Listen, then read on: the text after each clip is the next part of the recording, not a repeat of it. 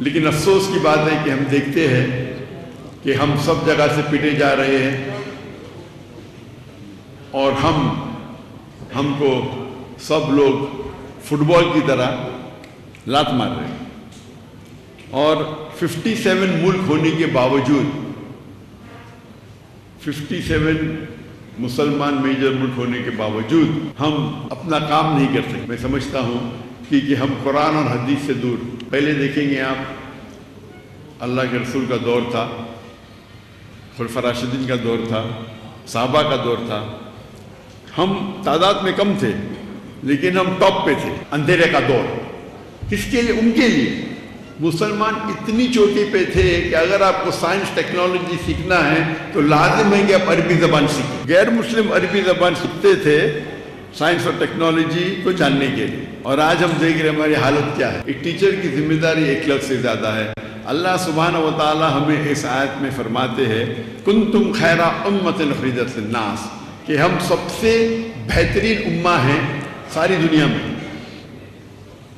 کیا ہمارے پاس کوئی ذمہ داری نہیں؟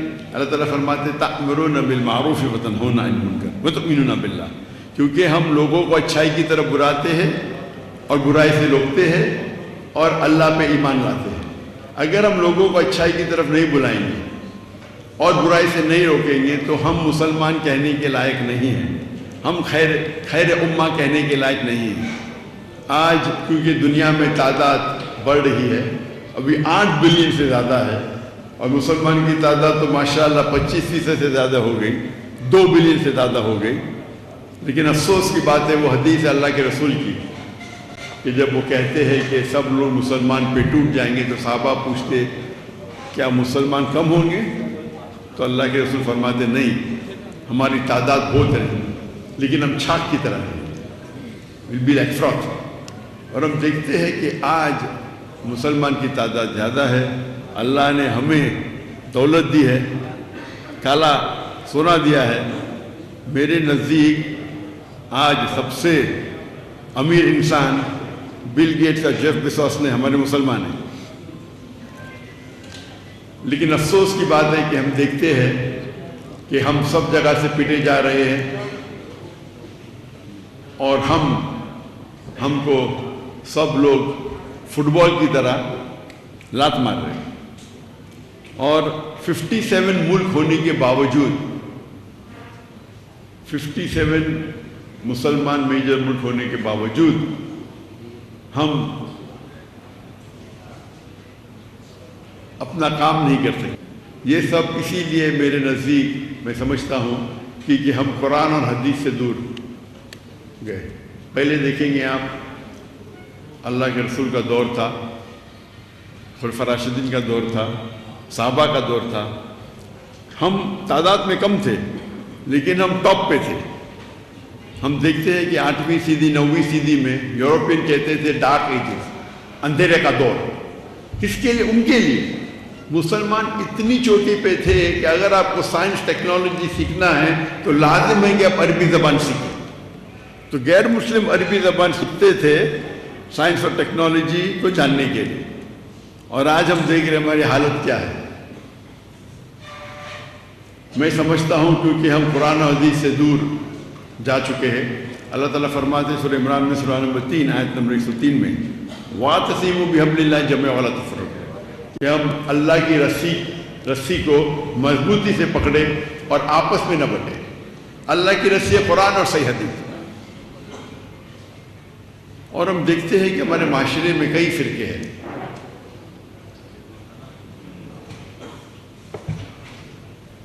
شریعہ یہ کہتی ہے کہ چھوٹا نقصان اٹھاؤ بڑے نقصان سے بچنے کے لیے۔ تو میری التجا ہے کیا یہ فرقہ بندی ہم کم کریں اور اللہ کی رسول کے قریب آئے۔ اور آپ دیکھیں گے اگر ہمارا دل بڑا ہے تو لوگ ہمارے قریب آئیں گے۔ ہمارا دل بڑا ہے اگر ہم کمپرومائز کر دیں اس کا مطلب نہیں کہ ہم ہمارے عمل پہ کمپرومائز کر رہے ہیں۔ قرآن کی آیت ہے سورہ عمران سورہ نمبر 3 آیت نمبر 64 میں تعالوا الی کلمۃ سواء بیننا وبینکم، آؤ ہم اس بات کی طرف جو آپ پر ہم یکساں ہے۔ یہ اکثر اس کے پہلے اللہ تعالیٰ فرماتے کل یا اہل الکتاب، کہو اہل کتاب سے، یہود و نصارہ سے، لیکن یہ آیت باقی غیر مسلم کے لیے بھی لاگو ہو سکتی ہے، چاہے وہ ہندو ہو چاہے بدھ ہو، ہر غیر مسلم کے لیے لاگو ہو سکتی ہے۔ اور اگر آپ ایک سٹیپ آگے جائیں گے تو میں کہتا ہوں کہ آپس میں جب مسلمان میں اختلاف ہوتا ہے تو یہ آیت ہم مسلمانوں کے لیے بھی استعمال کی جاتی ہے، یہ ماسٹر کی ہے۔ اور آپ دیکھیں گے کہ اگر ہم اللہ کے رسول کو اور اللہ کو آگے رکھیں گے تو لوگ آپ سے جڑیں گے۔ اگر میں جانتا ہوں کہ یہاں کے سب لوگ توحید مانتے ہیں اور میں توحید پہ تقریر دوں، کیا فائدہ؟ میں بھی 1%، 2% آپ کو فائدہ ہوگا۔ لیکن جب ہم توحید کی بات کرتے ہیں اور دیگر فرقے والے کو دعوت دیتے ہیں اللہ اور اللہ کے رسول کی، اور چھوٹی چھوٹی اختلاف کو بازو رکھتے ہیں، تو آپ دیکھیں گے آپ کی دعوت اور مقبول ہوگی۔ اور یہ اصول ہے کہ فتنہ قتل سے اور بدتر ہے۔ تو آپ دیکھیں گے کہ میں شیخ دیدار صاحب سے متاثر ہوا اور دعوت کے میدان میں آیا تو پہلے جب شروع کیا میں ایک دم نرم تھا، کوئی رزلٹ نہیں، پھر میں ماشاءاللہ ایک دم شیر بنا دیدار صاحب سے زیادہ۔ اس کے بعد پتہ چلا جو آیت میں پڑھتا ہوں، ادعو الی سبیل ربک حکمہ، حکمہ سے بات کرو، کبھی نرم کبھی گرم کبھی سخت، لیکن اکثر نرم ہونا چاہیے۔ ضرورت ہے تو شیر کے جیسی بات کرو، لیکن شیر کو گرجنے کی ضرورت نہیں۔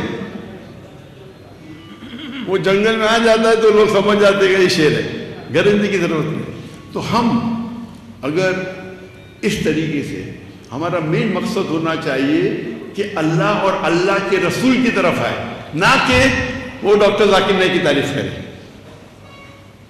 اگر میں چاہتا ہوں ڈاکٹر ذاکر نائک کی تعریف کرے تو دنیا میں شاید مجھے تھوڑا شہرت مل جائے، لیکن آخرت میں بہت مشکل ہے۔ ہماری رضامندی ہے اللہ کی رضامندی۔ تو میں یہ نہیں کہتا ہوں کہ عقیدے پہ کمپرومائز کرو، کبھی بھی نہیں کہتا ہوں اور کبھی نہیں کروں گا۔ آپ نے دیکھے جب اسلام آباد میں خواتین آ گئے تو میں میرے حجاب نہیں توڑ سکتا ہوں، میں اتر گیا، دنیا مجھے گالی نہیں چلے گی۔ اور اگر میں قرآن حدیث پہ سخت ہوں، ضروری نہیں ہر انسان سخت ہو۔ آپ جب دعوت دیں گے تو اللہ کی طرف بلاؤ، لیکن نہیں میں جیسا ہوں میں ہی صحیح ہوں، یہ پرابلم، میں بھی صحیح ہوں بولنا چاہیے۔ اور اختلاف ہے جب ایک ہوتا ہے فرد، ایک ہوتا ہے افضل، تو فرض کے اوپر آپ زور دو، مجھے اعتراض نہیں، افضل پہ کیوں زور دے رہے؟ آپ افضل پہ زور دینے جاتے ہیں تو کیا ہوتا ہے؟ اختلاف ہوتا ہے، آپس میں جھگڑا ہوتا ہے، فتنہ پیدا ہو جاتا ہے۔ تو آپ کو، اور آپ بڑے بڑے علماء سے جب ملیں گے، مثال کے طور پہ آپ اگر مدینہ میں سے بھی جائیں گے، ان کے علماء کے ساتھ بیٹھیں گے، مثال کے طور پہ شیخ سعود اشرف، ماشاءاللہ جتنے ائمہ ہیں حرم کے، میں سب سے زیادہ ان کی عزت کرتا ہوں۔ اور جب وہ بمبئی میں آئے تو ہم ان کو مختلف مساجد میں لے کے گئے،